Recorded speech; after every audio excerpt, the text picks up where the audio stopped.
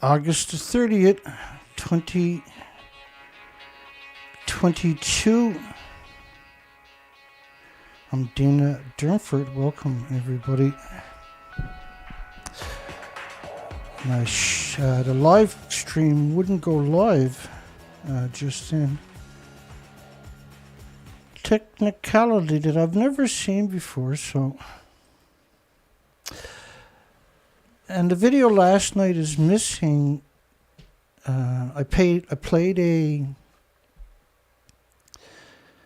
anti-protest song from like the 50s or something, and it was about Saskatchewan uranium mining. And that song is actually banned worldwide. That's the nuclear industry bought it and then banned it worldwide because that was a fantastic song. I only played a minute of it last night.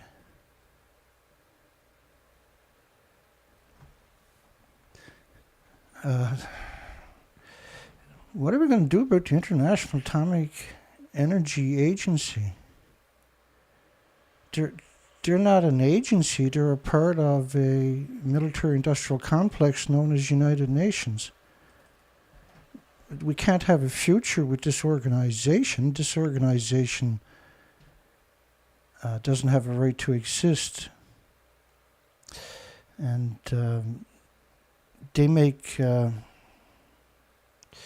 world a terrible place, is what we see. This is some of their narrative right there, where they claim man-made radiation is harmless. That's just a fraction of the lies that they have been perpetrating for 75 years. Rosatom, which is Russia's government. So you have inflations worldwide because you won't take Russia's gas or oil or coal or anything else. But they won't ban the nuclear uranium from Russia or that corporation, which is total shock, isn't it? And they're so evil, we've covered them several thousand times over the year. Speaking of... We are here inside Reactor 4 at the Fukushima Daiichi nuclear power plant that was severely crippled during the earthquake and tsunami of 2011. Leading to the country's worst nuclear disaster. It was... Now, I placed her in the fuel... This is the fuel pool, which would be above right here. It's actually above that. Because you can't be in the fuel pool, obviously, right? So you're actually above that. Over there is what it actually looks like. There is no building left. It's just a couple of beams. You can see the guts hanging out of the building.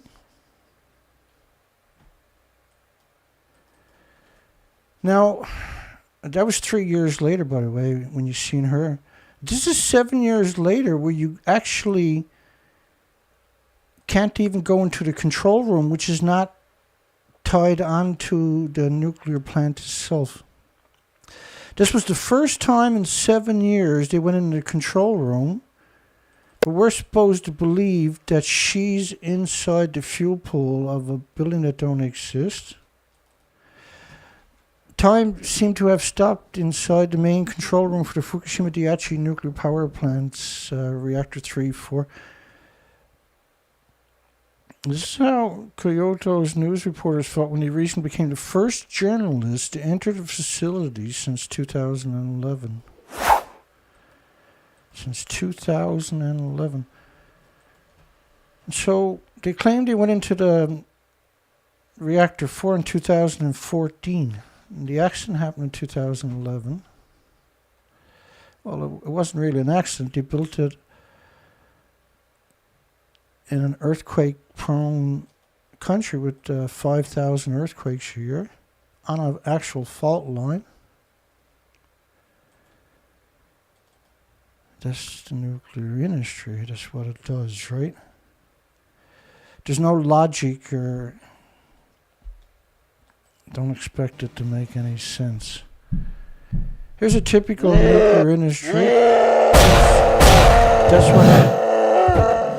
That's what they do. They just interrupt everything with gibberish. And so we welcome everybody worldwide. We hope everybody will come to their senses and go to war against this industry so your children and the future children could have a future. You have to treat the Fukushima nuclear meltdowns as if it's a meteorite coming at your planet. Because like a meteorite, you could see it, right? But radiation, you can't see it or smell it or taste it. But you can see it. You can see it if you look for the insects that are missing. You can see it if you look for the birds that are missing.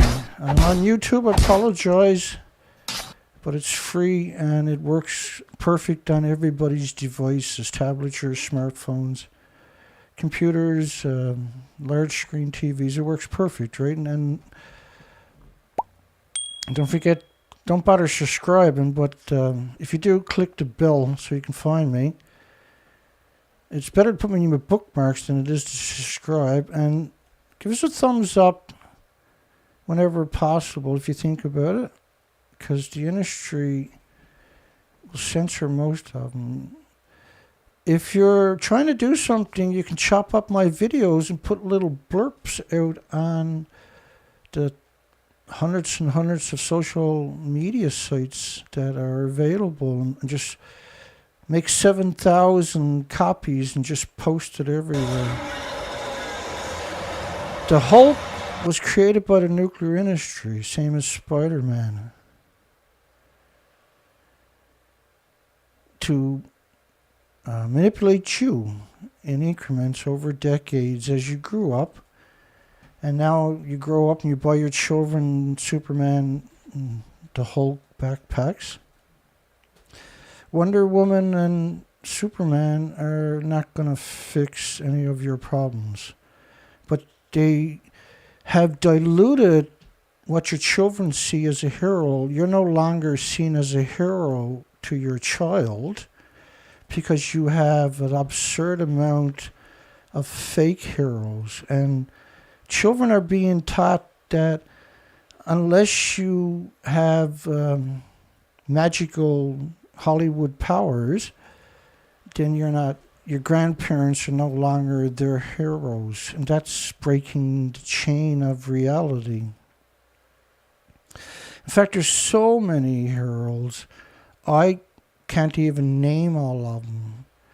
They took the word hero and attached it to a camera and called it a GoPro hero. They've done it with guitars, with Guitar Hero. This is all about breaking the bond of your children and your family.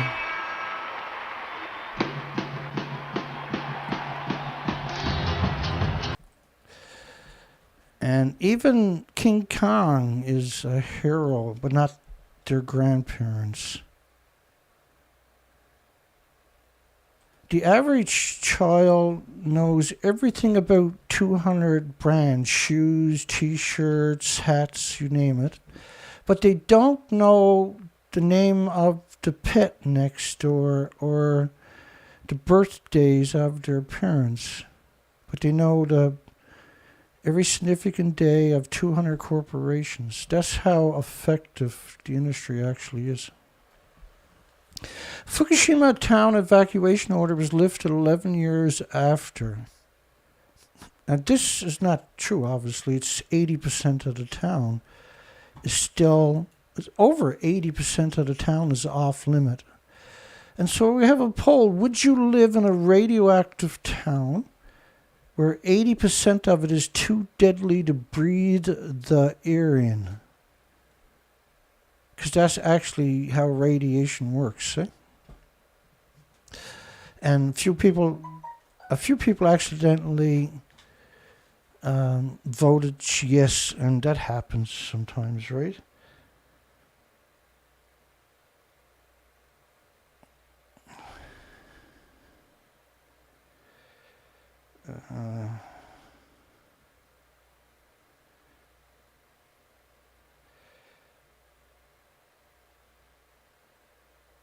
Let's see here.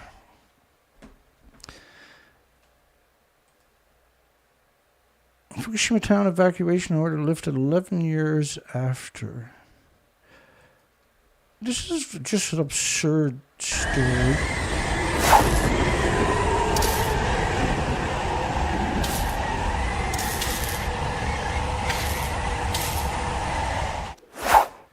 It's absurd. You're surrounded by tens of millions of one-ton bags of radiation, but it's safe to go back to ground zero, is it?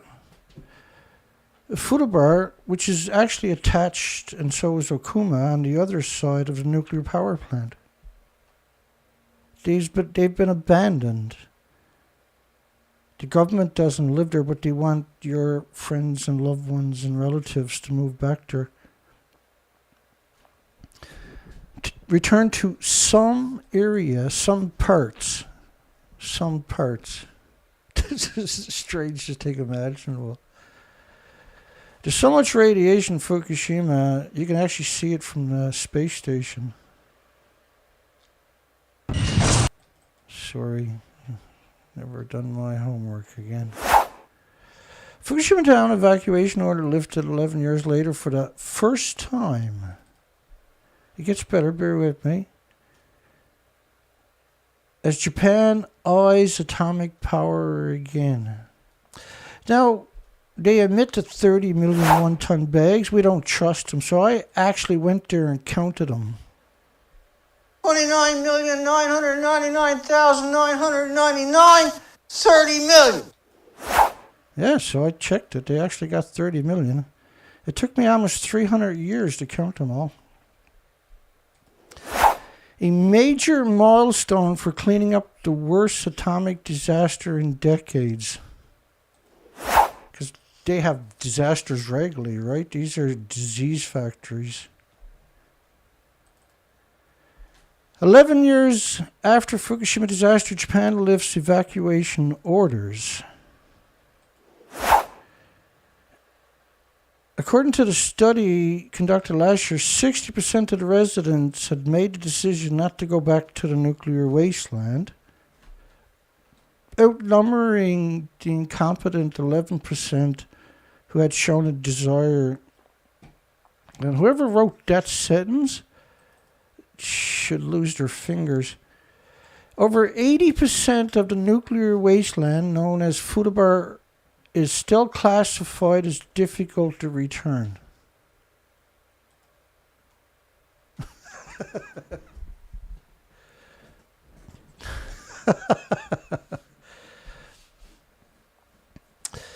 That's the gallows laugh, because it's so evil to suggest people can go back to a place where 80%, 80+% of the town, you can't cross the street.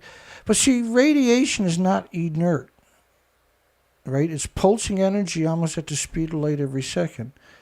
But the radiation in Futaba is splitting the atoms. This is fuel pellets. And the reactors are still melting down. It might not stop for thousands of years.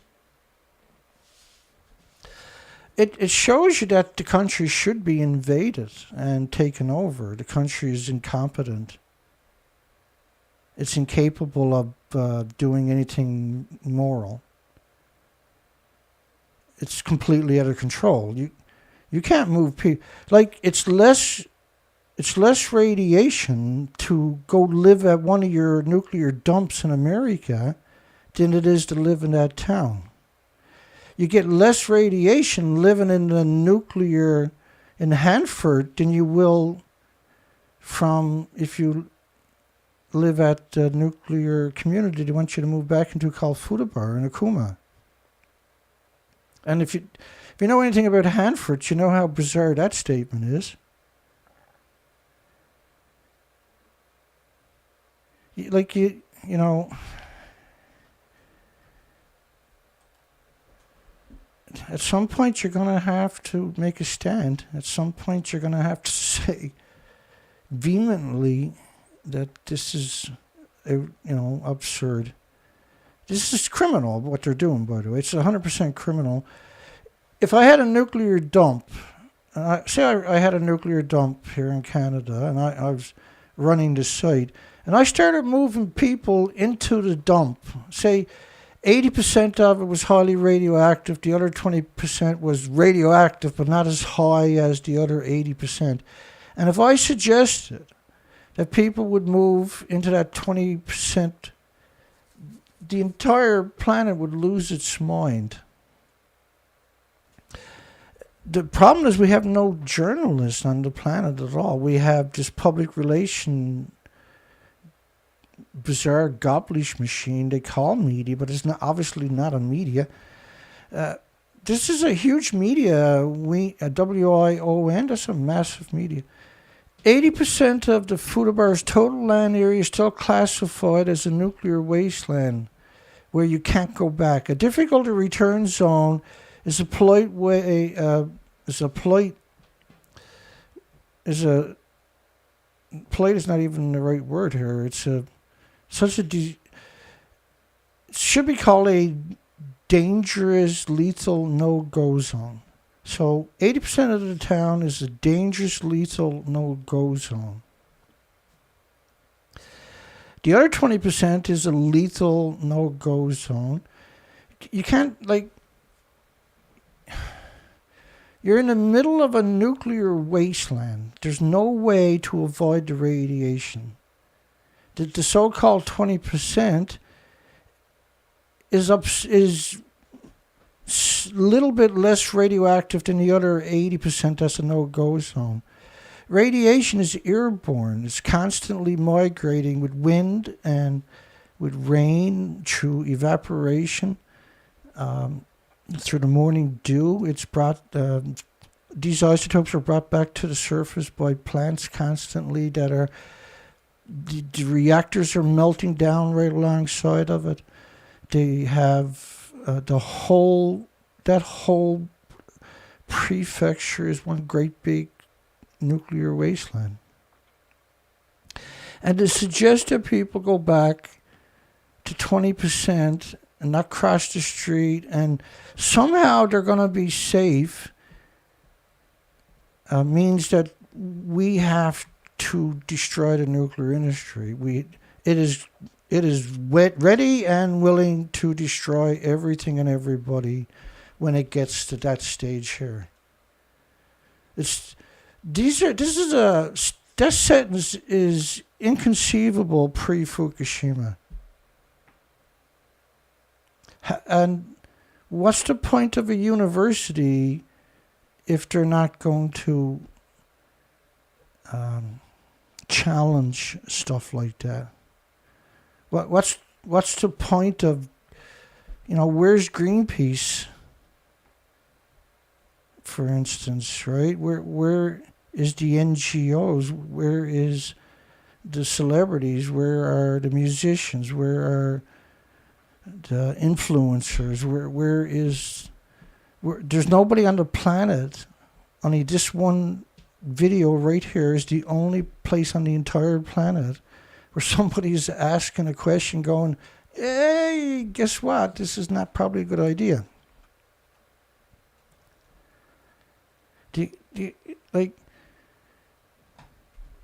This is why I say, this little beacon of light, because everything else is so dark, due to high radiation levels. That never goes away, by the way. Fukushima town evacuation, and all the kinds of media came out, and none of them rejected it. Nobody questioned it. Nobody said, well, wait a second.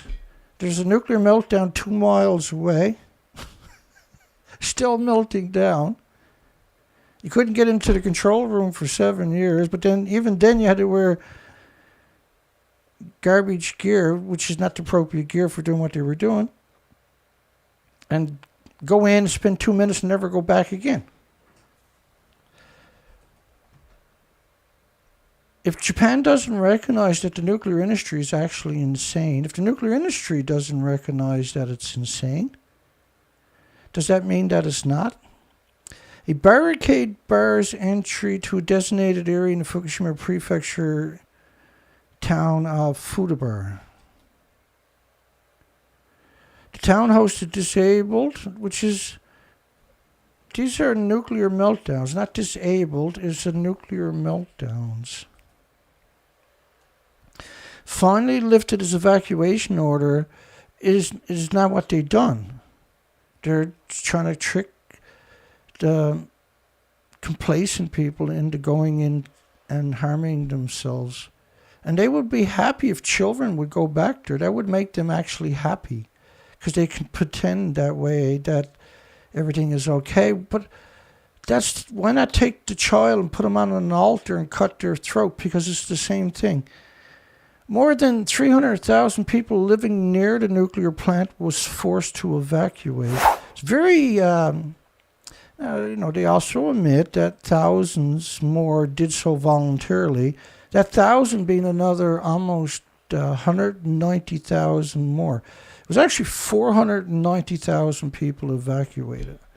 Typically, they'll say 140,000 evacuated. Every year, the number would get lower over the last 11 years. But to suggest that people go back to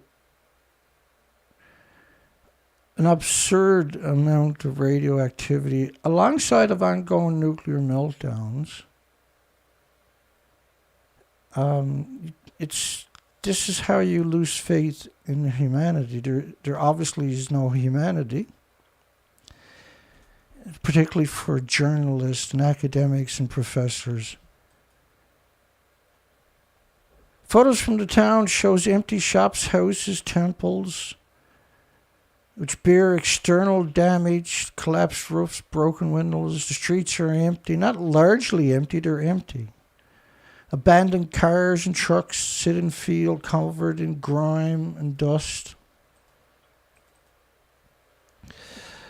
The residents have been allowed to enter the northeast area of the city of Futaba, but not lived there since March 2020.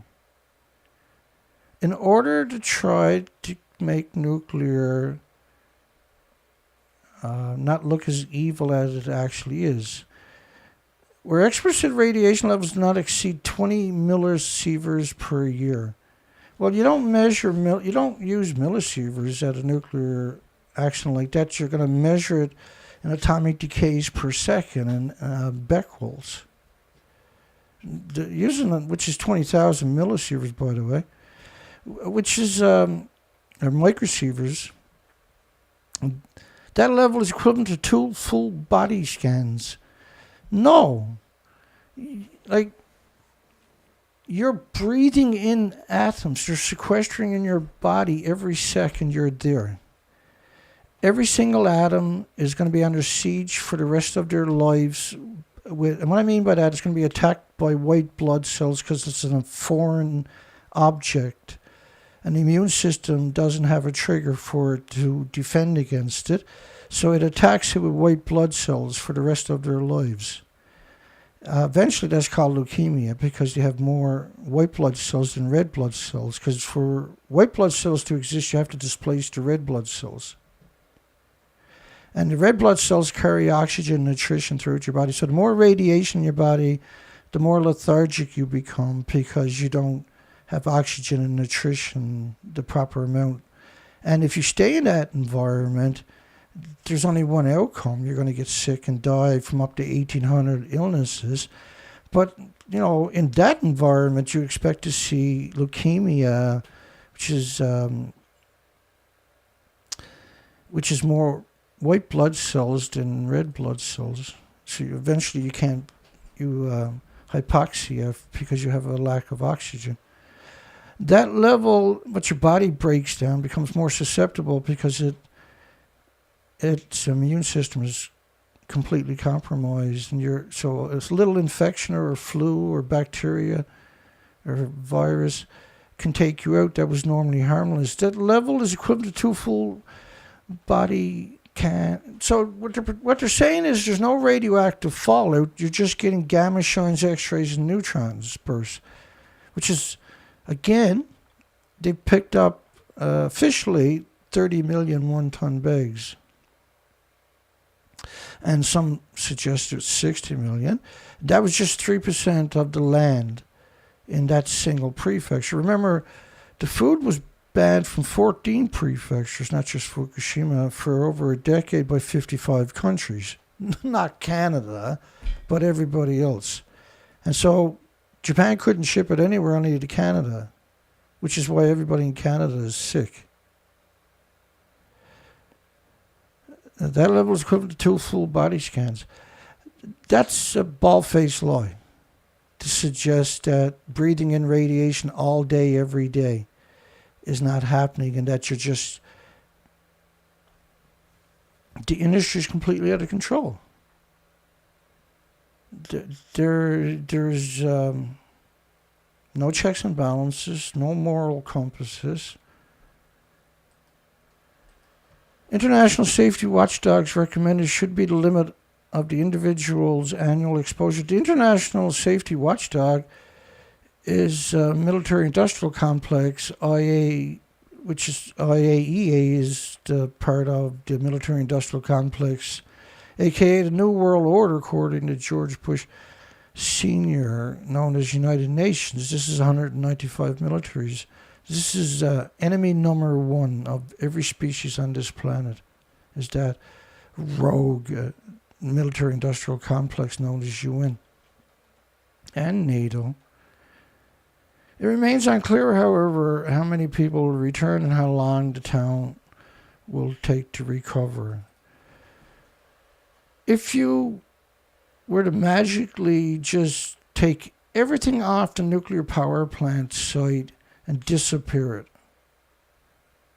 poof, you can never go back to Fukushima Prefecture, let alone to communities tied onto the nuclear meltdown, ongoing multiple relentless nuclear meltdowns. Remember the emissions from just the steam, the radioactive water. The whole site would disappear in steam for extended periods. They abandoned this site many, many times. And as soon as the steam, the radioactive lethal steam, this is lethal, more than 80% of the municipalities designated as a no-go zone, not difficult. Difficult to return zone is the no-go zone. Because if you say the no-go zone, that makes nuclear look bad. So they say difficult to return zone. Still experiencing high levels of radiation. This was the nuclear industry wrote the story and CNN published it, but it was all kinds of other medias published the exact same story. It wasn't just CNN. CNN didn't write it. This was nuclear lobbyists actually wrote it. And whoever wrote it should get to life in jail for writing something like this. Futaba has no official timeline because it's that egregious. Futaba has no official timeline when other areas of the town will be fully decontaminated. You have to sacrifice a lot of people if you want to decontaminate that town. Probably several thousand people would have to die in order to achieve something like that. But unfortunately, you have multiple nuclear reactors melting down 2 kilometers away. You're surrounded by nuclear waste in every direction on top of that. For hundreds and hundreds of miles. You can't escape it. You can't mitigate it. You can't make that habitable. For instance, Katsuru Village, which opened in 2016, but obviously that community should have never opened. That's 24 miles, 40 kilometers from the multiple nuclear meltdowns, reopened to suckers in 2016. But some households in that people that were complacent and actually went back to are still waiting in 2022 for their section of town, of the village, to be decontaminated.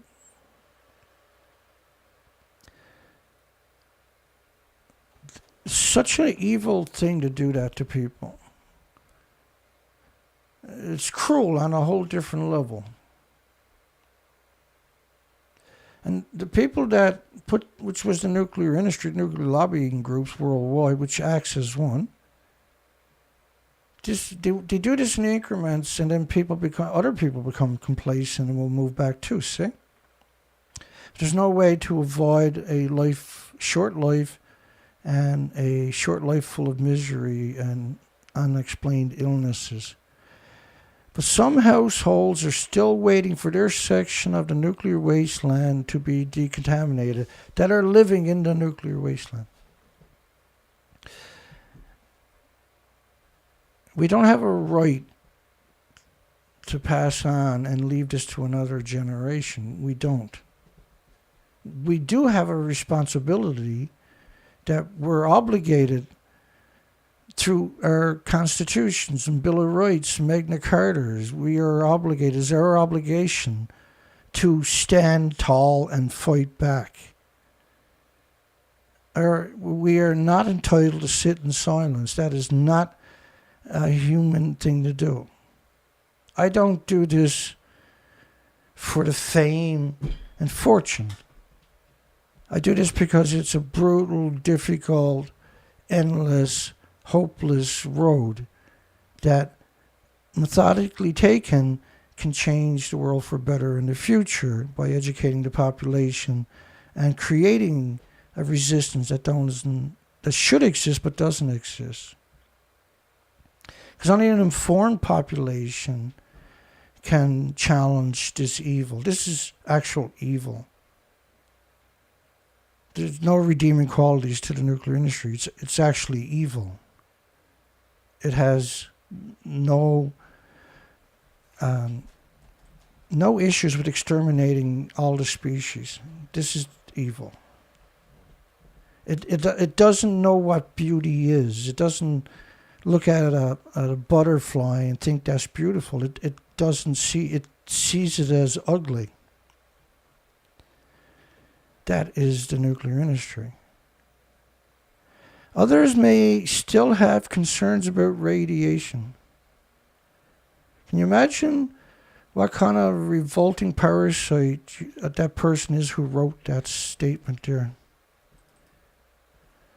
46% feared residual. To call a nuclear wasteland residual contamination.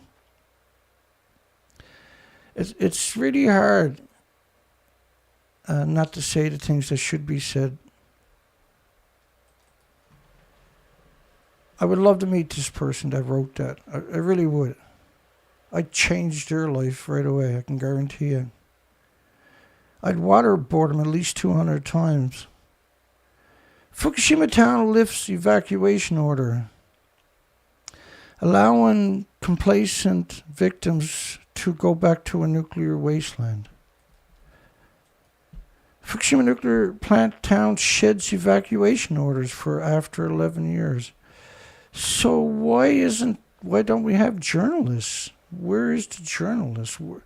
Where's the checks and balances? Where's the common sense? It's horrifying. And if I don't come out and acknowledge the horror, the absolute horror of this story and these other stories, nobody will. Nobody ever done that before. Nobody's ever had an educational program saying, oh, that's a lie, because they're terrified of this evil industry. With relatively low radiation levels, people have been allowed to enter the northeastern area, but not to reside there since 2020. Again, you can't quantify the assertion of low radiation levels right alongside of multiple nuclear meltdowns, because it doesn't work that way. 80% of the town is a no-go zone. To make that statement is...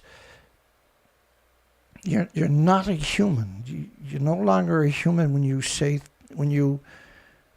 that's your job is to come out and deceive people and put them in harm's way, murder them. Then you should be charged and convicted as a murderer. Here, if I put cyanide in pills and tell people it's sugar pills and they eat it and die, am I guilty? The evacuation order was lifted a day after Futaba celebrated the reopening of the residential police box. So it would be the police's job to say it's not safe here. This is a very dangerous place. Don't listen to the government. We're going to investigate them and charge them for what the nuclear industry. That's the police officer's actually job. But the police officer can't charge or convict somebody because it's not illegal to poison you with radiation. Congress and parliaments worldwide don't have the authority to make it illegal. If it was illegal, they couldn't murder you in the hospitals with radiation, right? Get it? Raise your children up to be assassins is what I would suggest. And just end this industry because it won't go peacefully. This is why we had a poll last night. You can't see it because they blocked the video worldwide because of a protest song. Try wrapping your mind around that from the 50s. It was a wonderful song, right?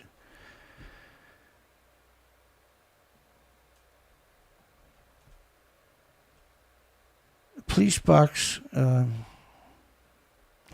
he's the only person in the town. And of all people, he's supposed to protect you, not encourage you to come into a nuclear wasteland.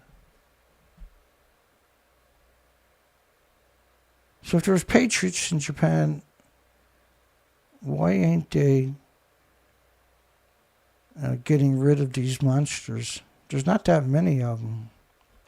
If you assassinate a few hundred of these monsters, that would be the end of it. They'll all go back into their caves, get in their coffins, and hide for hundreds of years. 3 nuclear reactors on the Kuma side of the Fukushima Daiichi complex suffered meltdowns. 2 reactors on the Futaba side, which they're alluding to as reactor 5 and 6, went unscathed. That's simply not true. There was documentation, 731 pictures released in January last year that reactor 6 was, and the stack and the pump house were redacted in all 700 plus pictures. So was the common spent fuel pool, but not the cast storage facility, the dry cast, which is right at sea level. Why would you put a place like that right at sea level?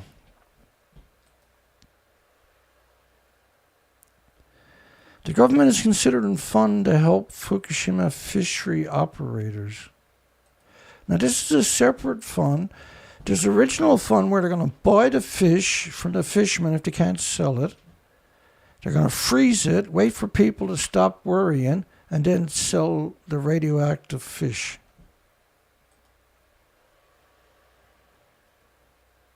Japan's Economy, Trade, and Industry Minister, a.k.a. Monster, is thinking of creating another fund to assist the local fishing murderers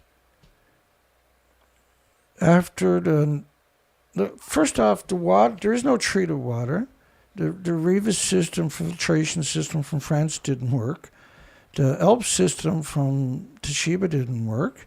And the Siri system from, I can't even remember the company, which was supposed to filter out Cesium-137, which is the scam of the century. And I mean the century, well, 80 years, right?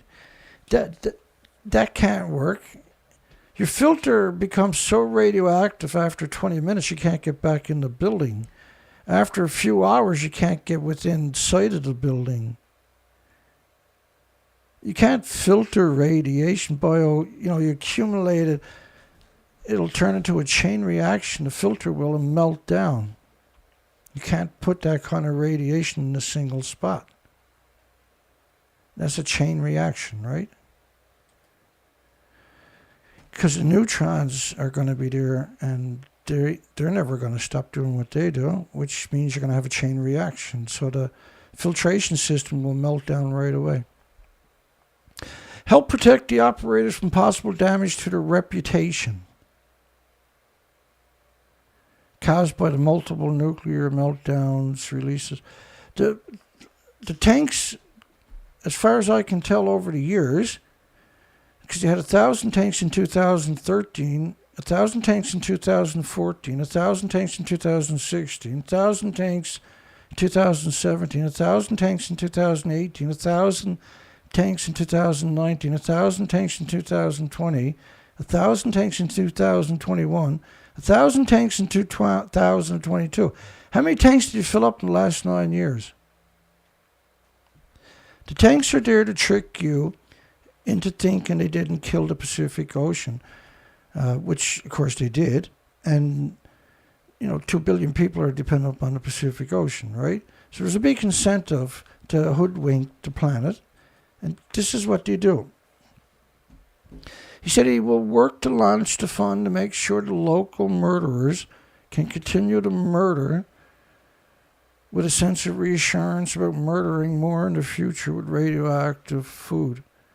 He reiterated that the scumbag government will keep listening to the local, without putting the word to there, local residents' opinions about the treated water release and provide clear and repeated explanations of the move to win the understanding over it.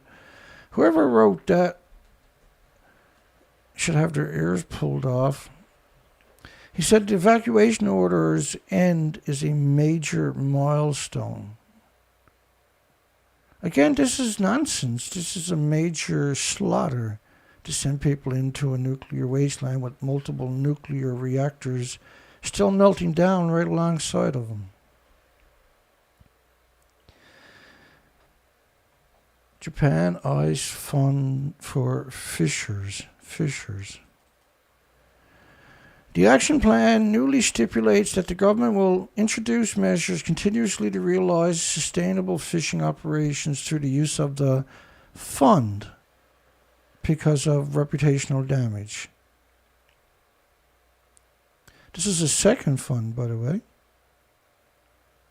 was $500 million almost in the first one, U.S. Prices have fallen sharply due to radiation-related reputational damage.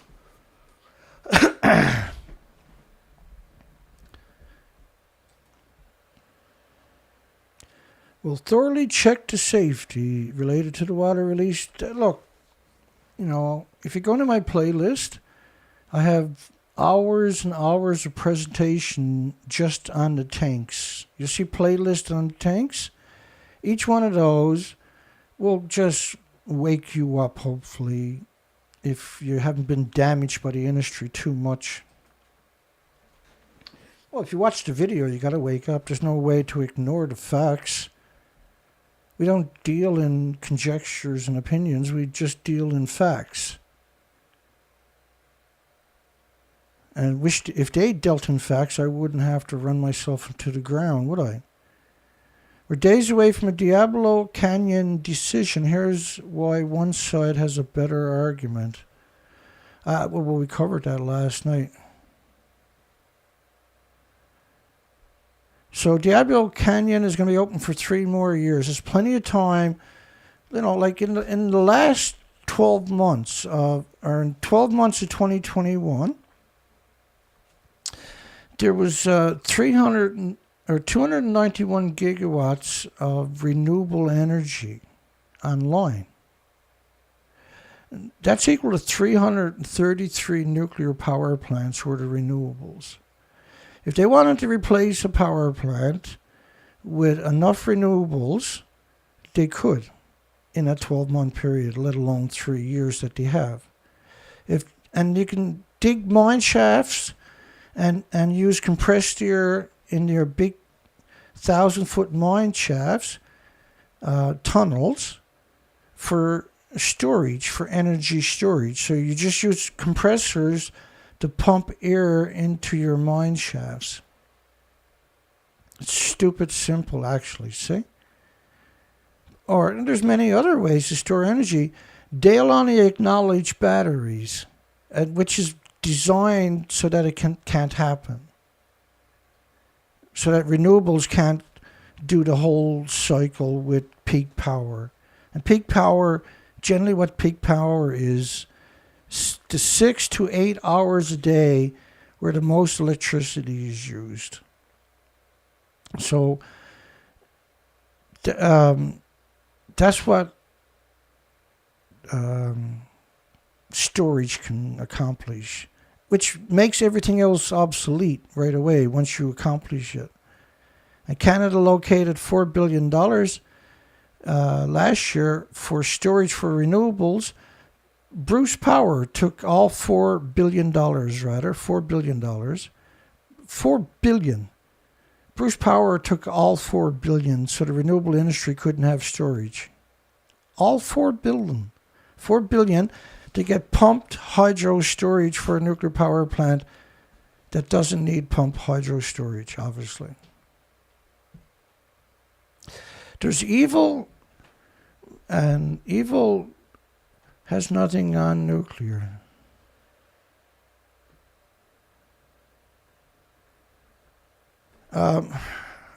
So if you took 350 grains of rice, and then you took 1,000,000 grains of rice, the 350 grains of rice is what they're calling climate change, and the 1,000,000 grains of rice is the atmosphere. So to suggest that 350 grains of rice which is parts per million, is causing climate change is one of the biggest scams we'll probably ever see, no doubt. What causes climate change is called radioactive fallout. It's been going on for about 80 years. And I'm going to show you the Fukushima model before I go any further. There's many of these models. This one is from France, based on 16 days of radiation fallout. And so when the model stops, that's 16 days later. Okay, so that's pulsing energy, invisible plume that probably live for millions of years, pulsing energy every second. Pulsing energy every second, almost at the speed of light, from gamma, alpha, betas, neutrons.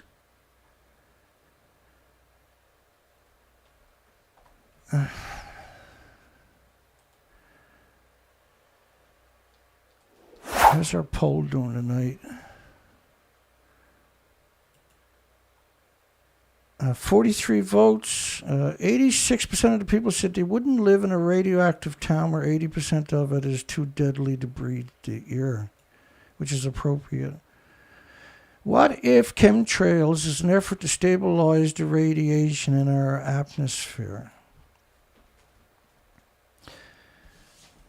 If you look at all nuclear power countries, for nuclear accidents, that's one of their mitigations, is the chemtrail, the sky with a reagent to bind to the radiation. It's 100% true. It's got other purposes, like destroy the ice caps and stuff like that, particularly the Arctic, right? So they can open it up for corporations to mine, because it traps the heat, right? And they've been doing it, they can't, like, some people don't believe in chemtrails, but they chemtrailed Vietnam for 9 years.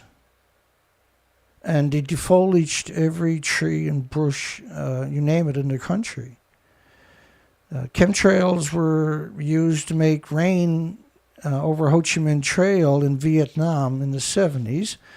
They were so good at it, they were able to wash out entire communities, wash them right off the face of Earth. Britain had created rain by chemtrailing the sky with silver iodine. They had made it rain so bad. In fact, They killed something like 30-something people at one point from a single episode where they were trying to get the kinks out of it. It was common in Vietnam to make the monsoons last for an extra 6, 7, 8 weeks by chemtrailing the sky. But also the Agent Orange is what they were using with chemtrails for 9 years. It killed all the insects, it defoliaged all the trees, all the bushes throughout the entire country. But yeah, but it's still, you can't, people were already exposed, the animals, the insects, the plants are already bioaccumulating, and on top of that, yeah, you can knock some of it out of the environment, 100%. But where's it going to go, right? It's not going to go and just get to a big ball and roll itself to a nuclear waste site, right? Rainfall will knock it out of the air too, the same as a chemtrail.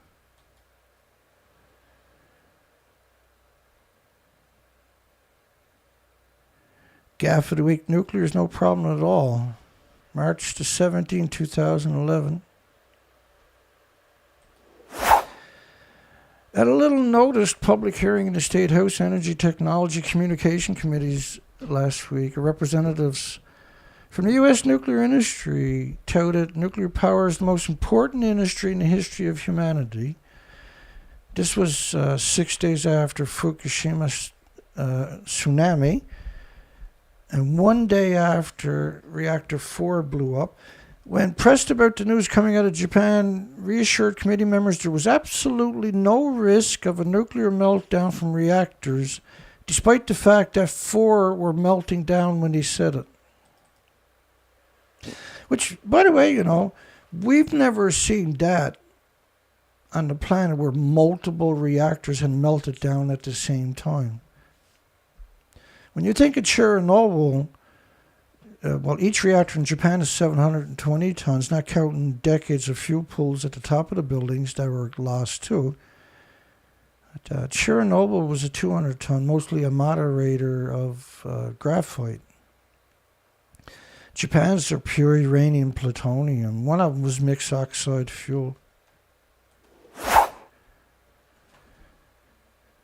As the Japanese authority, which we now realize is probably one of the biggest jokes in history right there, that statement, continues today to use even more desperate measures, including water cannons and fire truck hoses to cool the melted fuel rods at least several of the reactors. The head of the Nuclear Regulatory Administration, which is Jacko back in the day, right? Gregory Jacko, said at least one reactor was, and I hate this word with a passion, bleeding radiation. My goodness, what do you say to a statement like that?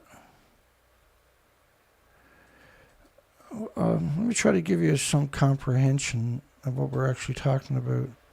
So they said there was no meltdown, but this is what it actually looked like. That was the remains of Reactor 3. Up close, here's Reactor 3 and 4. They're completely gone. So to say that they're bleeding when they're completely gone, the inventories are completely gone, and then claim that they're bleeding is absurdness. But that's the industry, of course. Radiation directly into the atmosphere.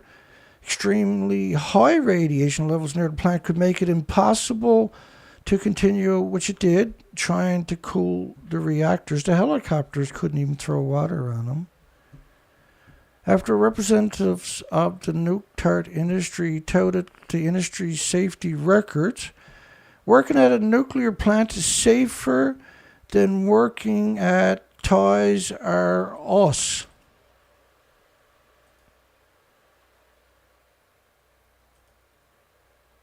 Working at a nuclear plant is safer than working at Toys R Us.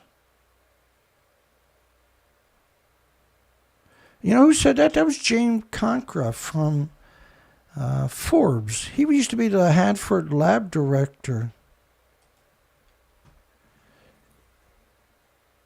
And if you actually know who I'm talking about, You know him as one of the most evil people in human history. And he was in charge of Hanford's laboratory determining whether the radiation was dangerous for the workers or not. My goodness.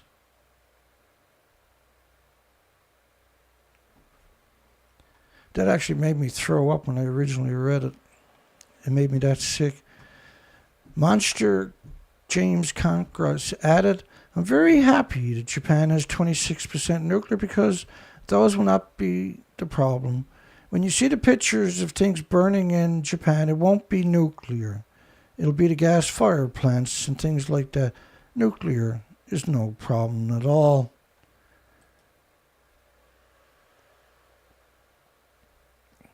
So he was saying when that was known then to these people that didn't happen to Congress. It's hard not to lose faith in humanity, folks. Some environmentalists are tragically anti-human, says anti-human Elon Musk. He's anti-human. Look at his with his Hitler salute there.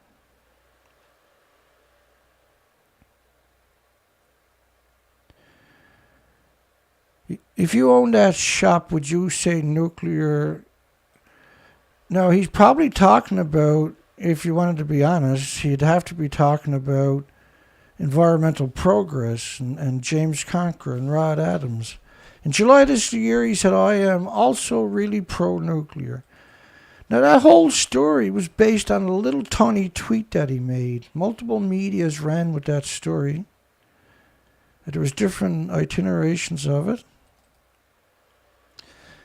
Environmentalists. I would give anything to kidnap Elon Musk, fly him down to Fukushima with a black bag on his head, bring him up to Reactor 3 and pull the bag off his head and stream the look on his face to YouTube.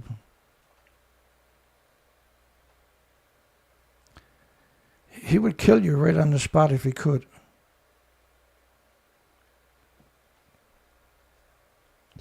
To say I disrespect him is, let's put it this way, downplaying my contempt.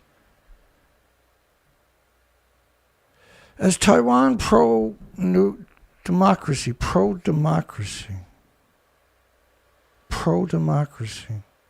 activists, and he's a nuclear physicist, by the way, who's on a hunger strike. He was on a hunger strike. Is rushed to hospital. Climate scientist James the Monster Hansen urged nuclear referendum for a country he doesn't even live in, for Taiwan. Now, we covered that in 2018, that referendum. But why did he get put into this equation? Well, he was on a hunger strike because he wanted food from the Fukushima prefecture imported to Taiwan. This is Michael Schellenberg wrote that article, also went down to Taiwan and funded them.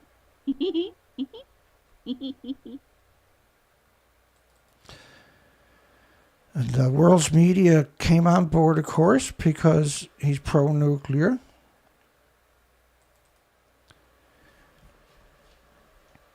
I'll explain, hang on. We'll go through the motions here. Does anybody comprehend how much work it takes to do that? It's absurd. As Taiwanese pro-democracy activists, let me get onto it.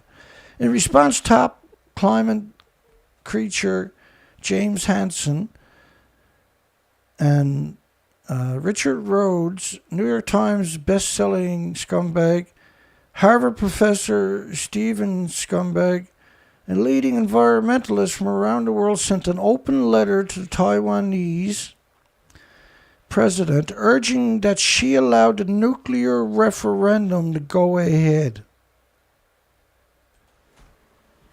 These people, the nuclear referendum they were talking about, was importing food from the nuclear wasteland to Taiwan.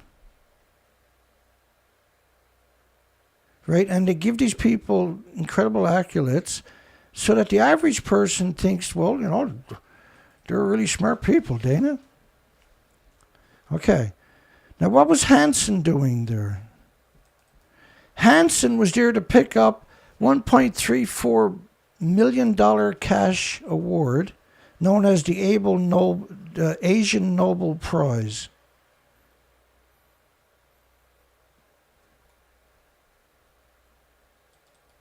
The prestigious Tang Prize.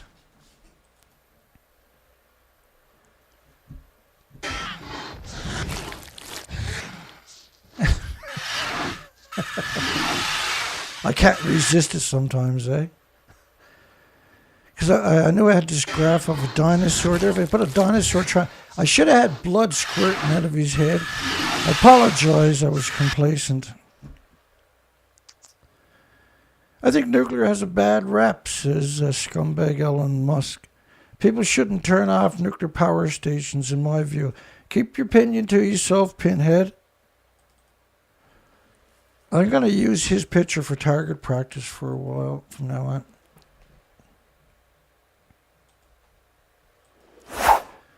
Tesla and SpaceX creature slammed environmentalists for being anti-human.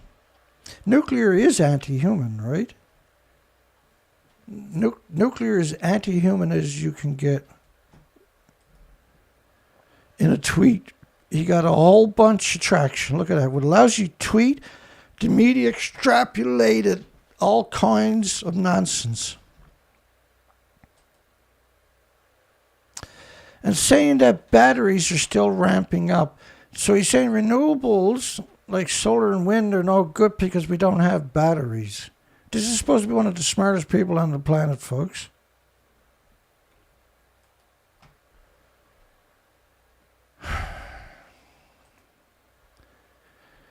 Here's Ernie Gunnarsson. He's just absurdly evil, this guy, eh? I hired employees that could only stay on the job for 3 minutes before they exceeded their... So, three minutes. You know what he's talking about? He's talking about 3 Mile Island, right? So they were bringing the immigrants across the border to 3 Mile Island and kicking them out of the country before they died, right? When you go to a nuclear job and you can only work for 3 minutes and you're getting your dose, what he said was a yearly dose, which means you're going to die within a couple of days to a couple of weeks. That's what that actually means, right? You can't, because your organs will start to melt and you can't stop it. Here's Ernie at the fuel pool. Ernie the Monster.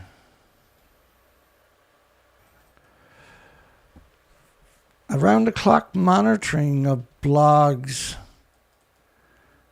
on nuclear power and Twitter accounts.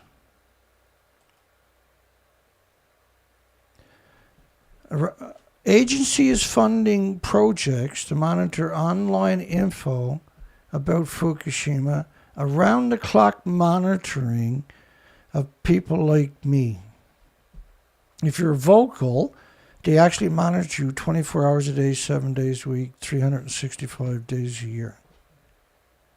They need to know who you're talking to, what you're talking about. They need to know what your plans are. They need to try to counter everything you're doing. That's how they roll, right? They didn't get here by being complacent. They got here by being monsters. I can't fund anything anymore, right?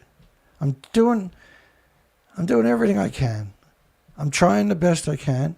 I work all day, every day, 7 days a week. And if anybody knows me, actually knows my heart, they know I'm relentless. You know, I'm game on. I'm the tip of the spear. I'm ready to lead the charge. And I'm capable.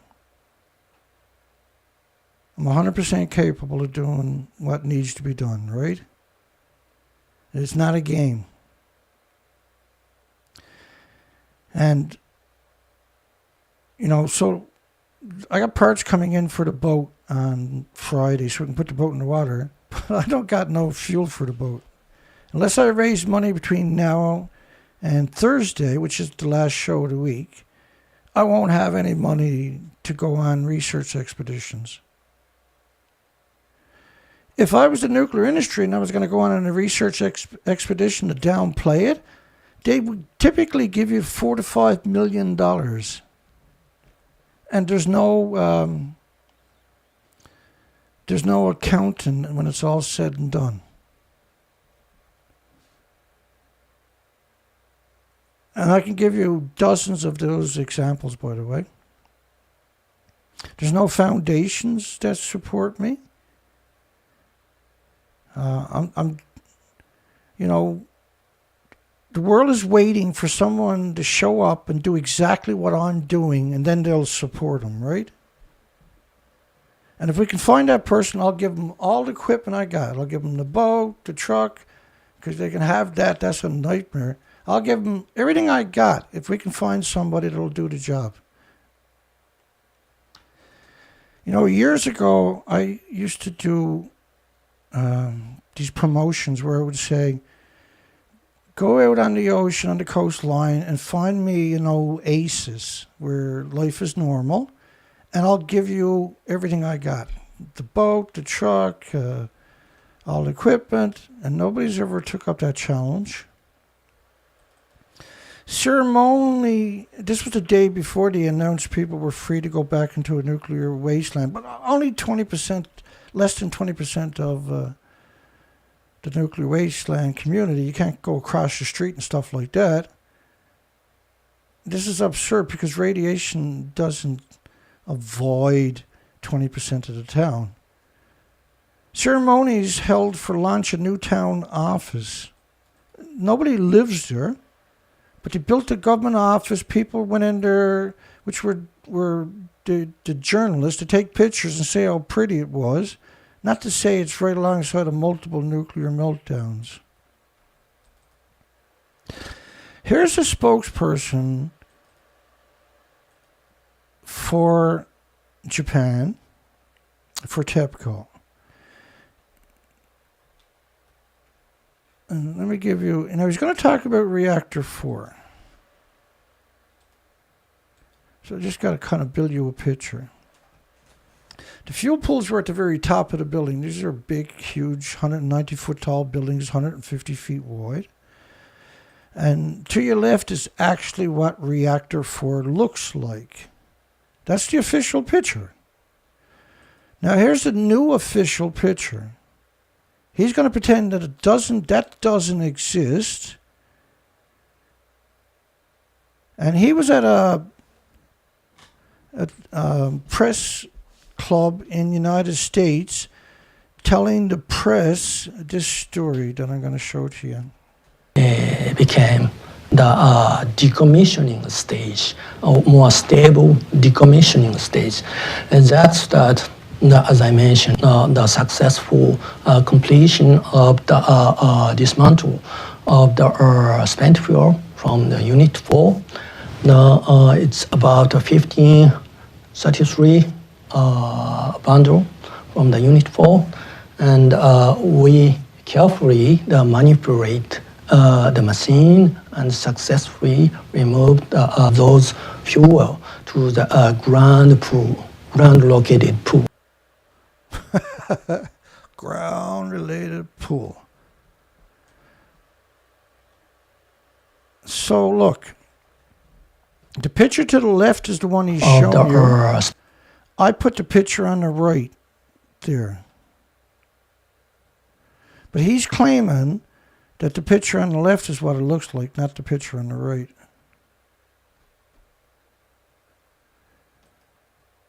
And right, the fuel pool is at the very top of the buildings, 190-foot tall buildings.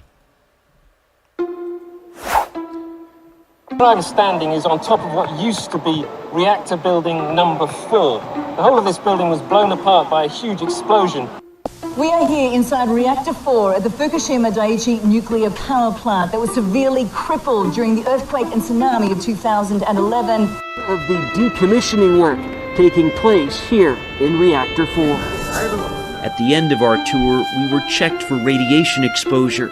In 4 hours, I received the equivalent of less than a chest x-ray. 1,500 highly radioactive fuel rods inside this pool. They've got to move them outside of this reactor.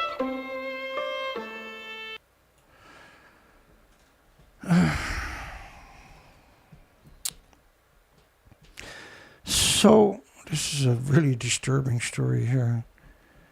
Study increased but still low levels of water radiation around San Onofre. And this was Surfrider Foundation used the Woods Hole Oceanographic Institute in Massachusetts, who took me to court, right? With a slap suit. I went to court 15 times. They tried to bankrupt me, right? So they gave their samples of San Onofre, that's what's known as Sang, right? To Kenneth Buesler, the perpetual lawyer, right? Him and James Cullen. Isn't James? No, I'm sorry, Jay Cullen. Took me to court and then, which was used to try to destroy me, right? That's who Surfrider is using to validate the radiation dumps into the ocean. It's 100% cover-up. And we don't see those scumbags very often anymore because we blasted them. We had to go to court and everything else. That's part of the program, right? You can't do what I'm doing without getting arrested multiple times. If you're not willing to get arrested, you can't do the things I do. If you're not willing to get abused, if you're not willing to go bankrupt over and over and over, you can't do the things I'm doing because there's no foundation's going to support you.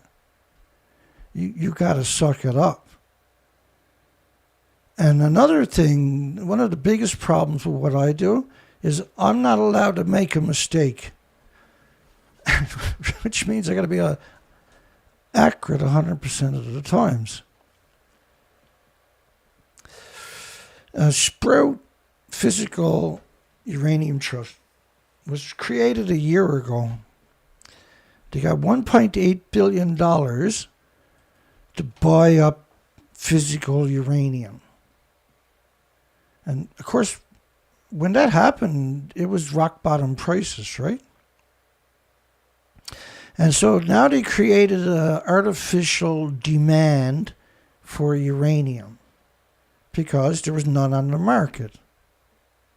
Sprout brought it and stuffed it away, which meant mining companies had to light back up again, which created an artificial, temporary rise in stock prices, which they were able to leverage for over a year and a half now, multiple times, where they would artificially inflate the stocks for a week, and unsuspecting investors would dump their life savings into uranium stocks because you see it rising, and then the bottom would drop out. They've been doing that for 11 years straight, by the way, but this is probably the first time they were able to move the dial.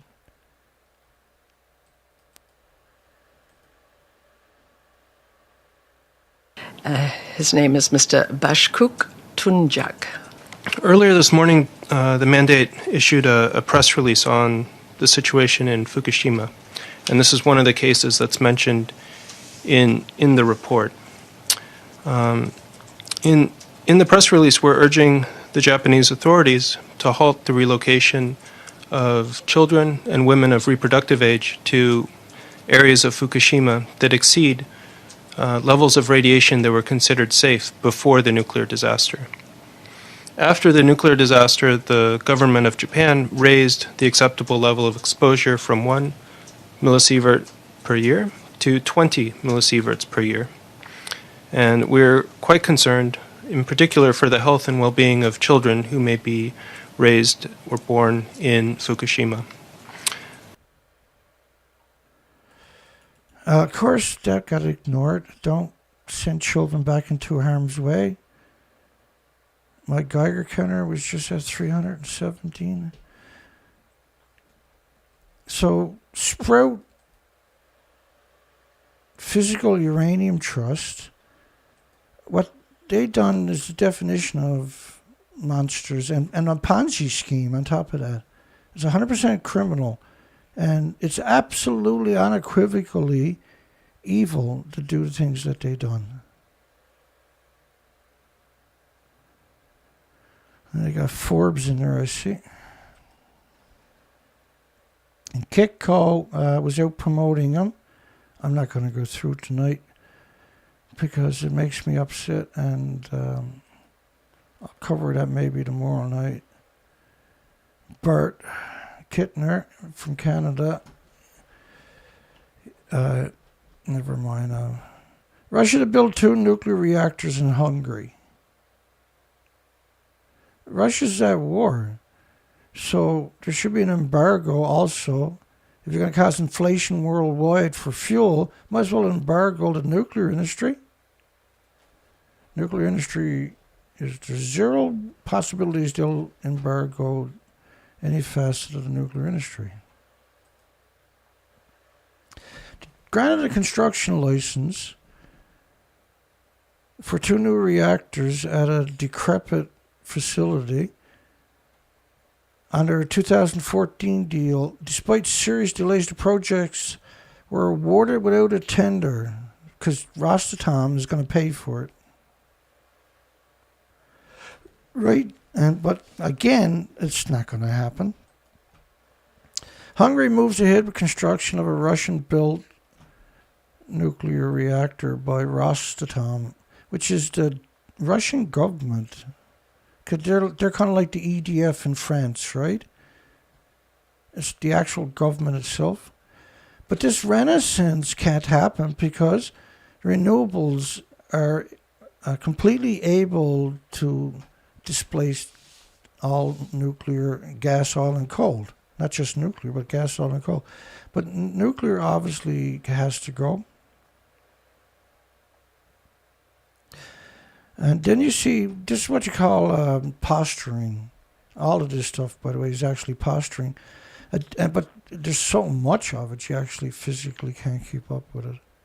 A decade after Fukushima, foes of nuclear power reconsider. And it's simply not true, of course. But the kind of, when you zoom out, that's a rare picture. So when you open the picture up, you can actually see all the farmlands.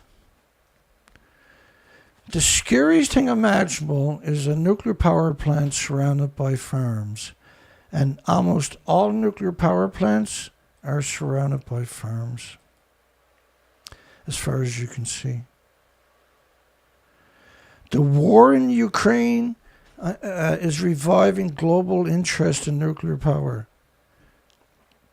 Yeah, they're interested to see if the nuclear power melts down in Russia or in Ukraine. But to turn that into some kind of nuclear renaissance where nuclear is going to make a surge and come back is a ludicrous assertion. It's a Ponzi scheme, right? It's a 100% Ponzi scheme. Within, say, 10 or 15 years, safety did start a nuclear renaissance right now. And nuclear power plants started getting built worldwide this year. All over the place. It's just madness. They're everywhere. They're building them everywhere, Dana. By 10 or 15 years down the road, nuclear would be so cheap, or renewables would be so cheap and so prolific and so quickly installed, they would actually have to get rid of the nuclear because you couldn't justify it. That's a fact. Because it's the most resource-intensive energy industry in human history is the nuclear industry.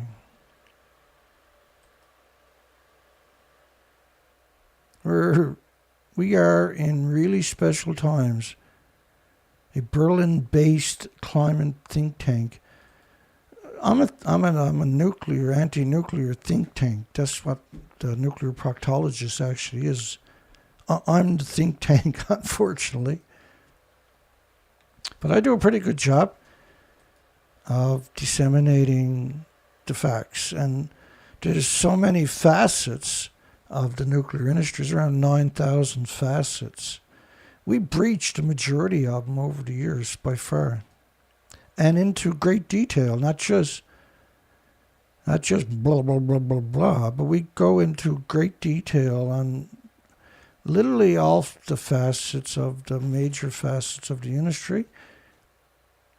All the major incidences worldwide, we have went into great detail. About 95% of them, I'm pretty sure. I had, years ago, I had done 6 videos on just nuclear accidents, like broken arrows, so-called aborted or dropped or abandoned nuclear weapons. It's just horrific how much of that is actually going on.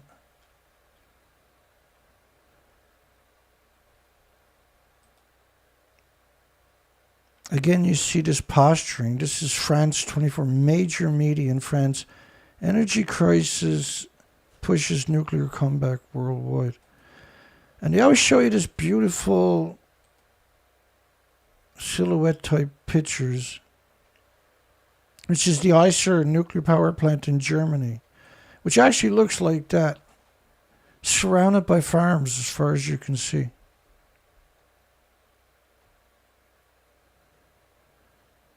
Right up to the power plant too. And what that means is people eating the food will get sick and for the rest of their life.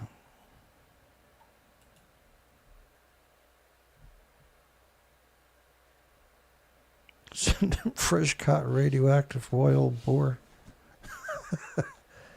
I've advocated importing food from Fukushima, opening up food stands at Harvard, Yale, Stanford, Oxford, MIT, and the students giving them dirt cheap meals that are deadly, right? So, because they're the shakers and movers that will destroy the planet in the future, or from those institutions.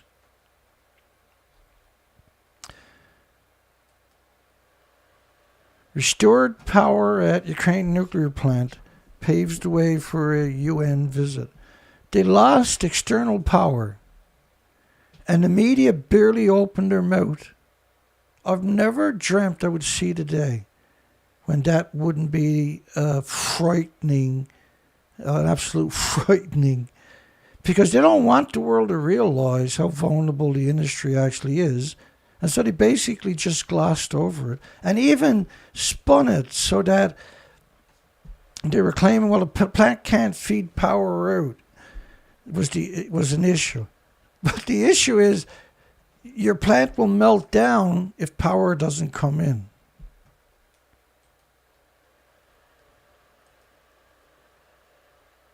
And you see those skinny stacks? That's for venting radiation from the fuel pools and the incinerators, because they burn radiation on all of these sites, and as you know, they're surrounded by farms. That is the strangest thing imaginable, that they're actually that evil. They put all their nuclear power plants in prime farmland. Elon Musk, really, right? That's enough. He should stop opening his pie hole. That's just too much. Experts, so the nuclear plant loses power because of shelling nearby. The world narrowly avoided a nuclear disaster when the plant losing power. And at the top of it, they call it, because that's a link to another story, see? But at the top of it, they call it fear-mongering to worry about it. Experts warn of fear-mongering. They're handing out iodine tablets to local residents over fear of a nuclear incident because they lost power. In the sentence, it says, loses power because of shelling from a war. And experts warn of fear-mongering. Like, so you can't have a conversation without it, about nuclear, without it sounding salacious. The truth is not fear-mongering, folks. Don't let them bully you. And I'm going to apologize because I had a long day. I'm kind of running out of steam here. Damage to Russia's controlled nuclear plant sparks a hydrogen leakage warning. I'm going to pick up there on the moral show. I got another long day tomorrow. We're waiting for parts to show up. It still says Friday. It was supposed to be Monday, right? Guaranteed delivery.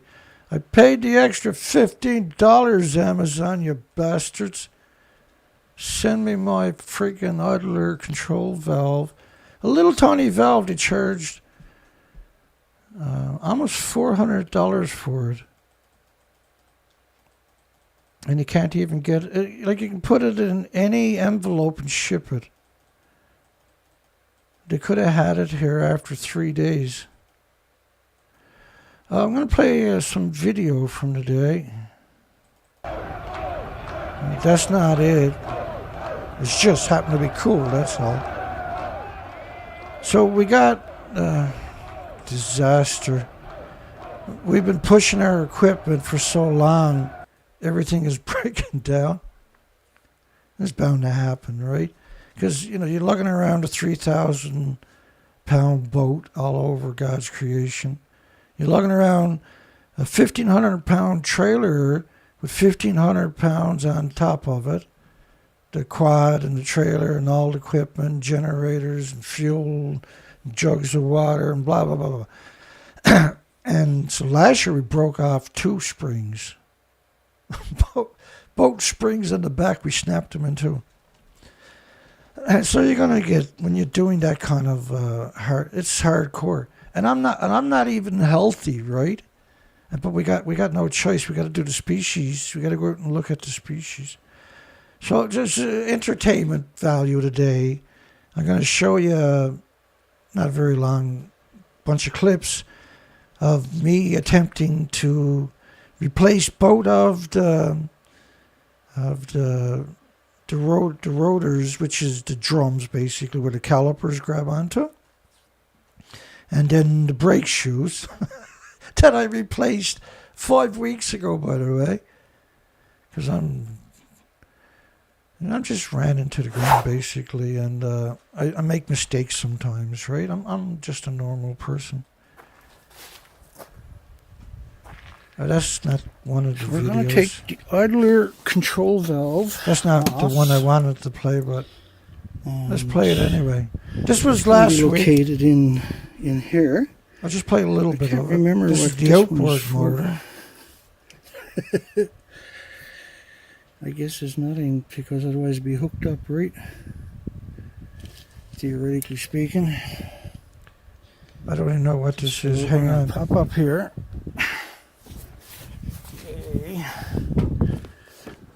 I gotta give the boat an incredible cleaning, eh?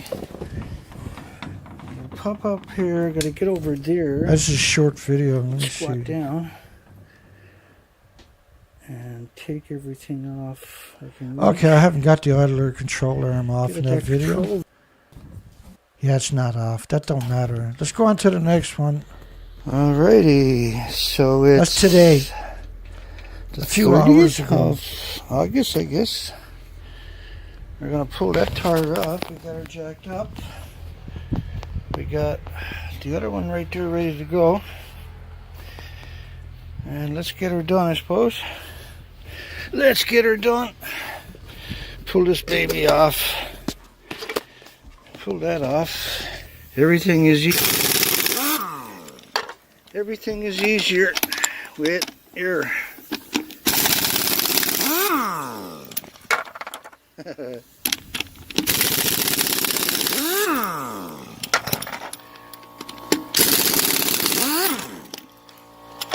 Yeah, baby.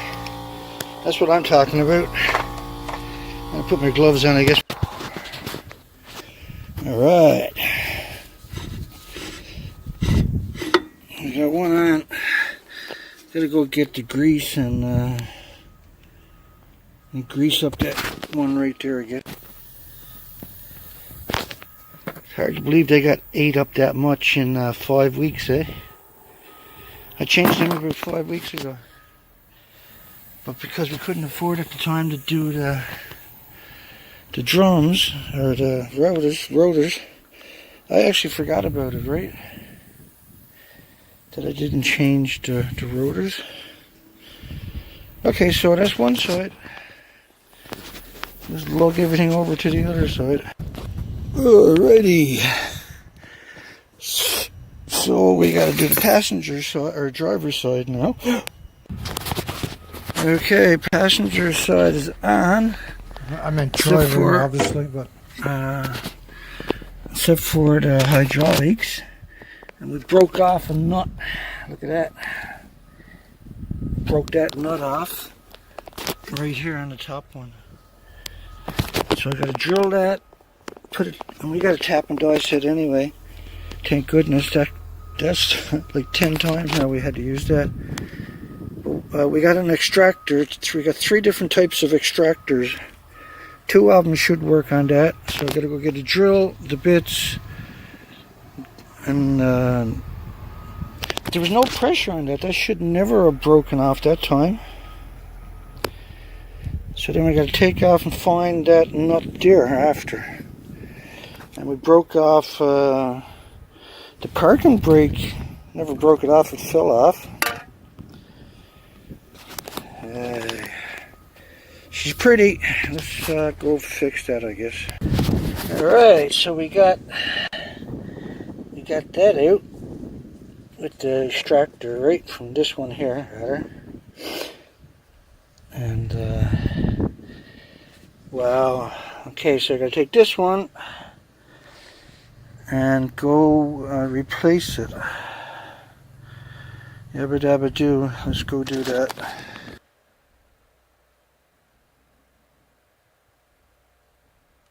So I ended up having to go pick up a bolt. It's not the same, right? They're obviously not the same, but the bolt is $26. That's what they wanted for the bolt, $26 each. Hard cases, man. Each. So we're gonna put that back together and clean up. Maybe, I guess we gotta go for a test drive. So it's almost at the end of the day. We've got no work done so far. We'll get at it for like the show tonight. And we did. So I got it put back together. Took it for a test ride and still got a squeak. That had to be changed anyway, right? I'm lugging trailers all over the place. And it's a really hilly, mountainous area, this province. Got to get done anyway, right? $250. Or $235 is what we spent on that. Not counting running around today and little. But they wanted $26 for a single bolt at the dealership, and you have to wait 2 weeks for it to show up. The machine shop wanted $50 to make the bolt, which I should have done that normally, right? Because your brakes are pretty important. And so I put a lock washer on it, and because it's not supposed to be rock solid, right? Like I had it or have it. That's all good. A little video from today, and it was so hot trying to do that. I was just. Well, from 9 a.m. to around 2 p.m., 2:30 or something, I finally cleaned up and got back inside. I'm physically busted up from doing that, which is okay, right? I'll feel better when I wake up tomorrow morning, hopefully. But okay, so we made it through the night. And since last Thursday, we had 2 little donations I forgot to mention. It was Michael S. donated $10. I can't even see that. And Gregory K. donated $10 last week. I forgot to mention. Thank you. We got to raise some money between now and Friday or Thursday. I don't know what to say anymore. All I know is we're kind of in a bad scenario right now. We're supposed to be starting research expeditions this week. We'll figure it out. I guess I'll have to do fundraisers on Thursday. I'll probably have to sit here. We'll probably do it early, and I'll have to sit here all day Thursday and see if we can raise. We got mass die-offs happening down here of birds, and we really like to get out and check all that out. I'm just too tired tonight to think about it, really. That's not the right song. Hang on. We'll get there. Yeah, it was a lot of heat today, working outdoors, and everything just didn't want to cooperate. But thank goodness we had lots of tools, right? And so slowly but surely we got through it. It'd be better if we got a mechanic to do it, of course, but they're crazy, eh? They want a fortune for nothing. And we can't justify it. We can't pay it, right? So, we'll keep working hard. Let's close the poll down. Let's look at the poll. Would you live in a radioactive town surrounded in the middle of a radioactive prefecture where 80% of it is too deadly to breathe the air in? And 90% said no, that's craziness, which is the right answer. And to the people that are manipulating and tricking, deceiving people into going back in there, that's the definition of a monster, right? You really, go get a real job. Don't take a job where you're going to just end up murdering people with a stroke of a pen. Someone might take that pen and stick it down the top of your head one of these days, hopefully. So murdering you with radiation is not illegal, so there's no incentive not to be evil. And it manifested, 80 years and no checks and balances, and now we have an extinction event because of it. And it's just a single industry is destroying all the species and the future of humanity. Like, how do I sit in silence and not respond to such a threat? Well, you don't, right? Yeah, I apologize. I'm barely keeping my eyes open here. So we'll call it a night. See everybody tomorrow night. I'll make sure, even if I'm tired tomorrow night, I'll get a shower before I go live. And I'll stick a whole bunch of ice cubes in my pocket. I'll be the normal Dana tomorrow night, kicking ass and taking no prisoners. Ooh yeah, baby. Ooh yeah. Hugs for everybody. Everybody have a great night. Great day tomorrow. Thanks for participating in the poll. 55 votes, 90% of the people said nuclear scumbags. And that's the appropriate response, of course. Good night, everybody. Have a great night. Great day tomorrow. Hugs for everybody. And I'll be back tomorrow, harder, stronger, faster, cuter than today. Ooh, yeah. God bless everybody. Have a great night, great day tomorrow. We'll see everybody tomorrow night at the regular time. Take care, folks.